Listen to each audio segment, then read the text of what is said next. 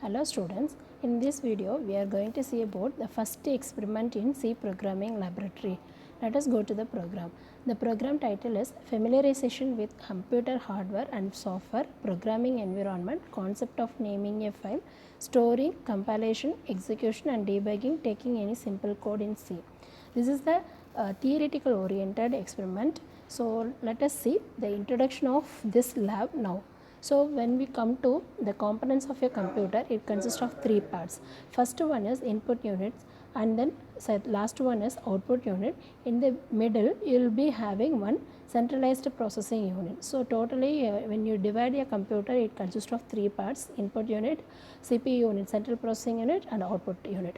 So first unit will be the input unit. As we know that it will get the input from the user and it will be processed it to the computer. That means it will translate the user's value into computer understandable value. So this is what happening in the input unit. So what may be the input devices means, first one is keyboard will be the most popular input devices, and one using mouse also we can give the inputs.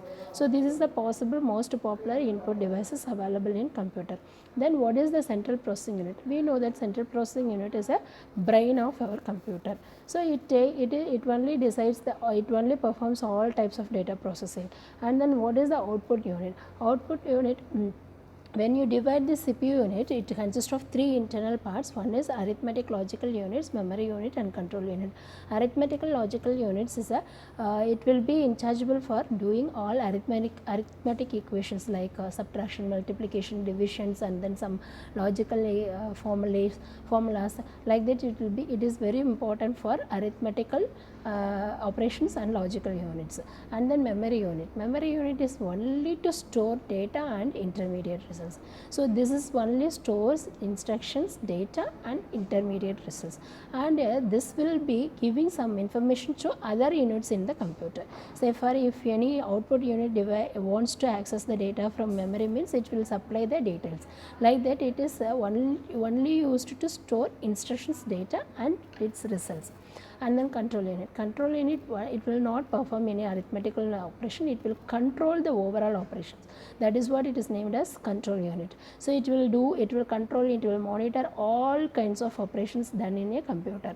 And then output unit, after doing all this our task, this should be resulted and this should be visible in one output unit. So this output unit is only, it transforms the results from computer CPU to output devices. So this will act as a intermediate between your computer processing results and the output units, right?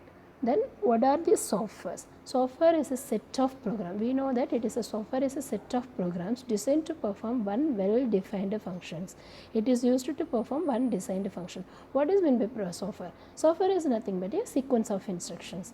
It is a collections of program. So first software, it is a collection of program. Where is the program? Program is a sequence of instruction. So the layer will start from sequence of instruction and then program. Collections of programs are called as software. So this software is broadly divided into two types: system software and application software. System software only used to interact with our operating system with computer, but whereas in application software, whatever the real-time applications and social environment applications you need, you can develop the application softwares. And then coming to compiling and executing a C program. So now we got some basic information about what is meant by parts of computer and what are the softwares and types of softwares. Then coming to C program.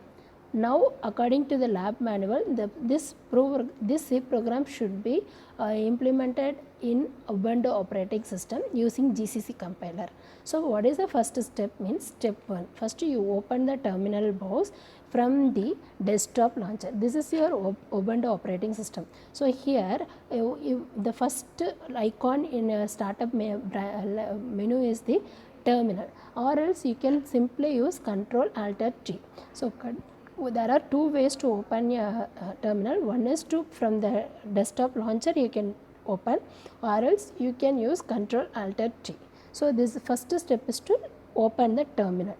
Now we open. And what is the next step? Using text editor. using test editor we need to type our source code. So say for example my C program to print hello world, very simple example. So what is the command means? To open the text editor we are using gedit, genome editor. Gedit, abbreviation of gedit is genome editor. So genome editor hello.c, hello is a file name, .c is extension of C file. Then you will open one text editor, you in that you should type the C program. And what is the third step? Third step is to compile the C program. After typing and after saving you need to compile. What is the command for compiling? Means gcc -o hello and hello.c. Here gcc is a genome compilation content, then -o is option for output, and hello is the execution file, and what is the exact C file?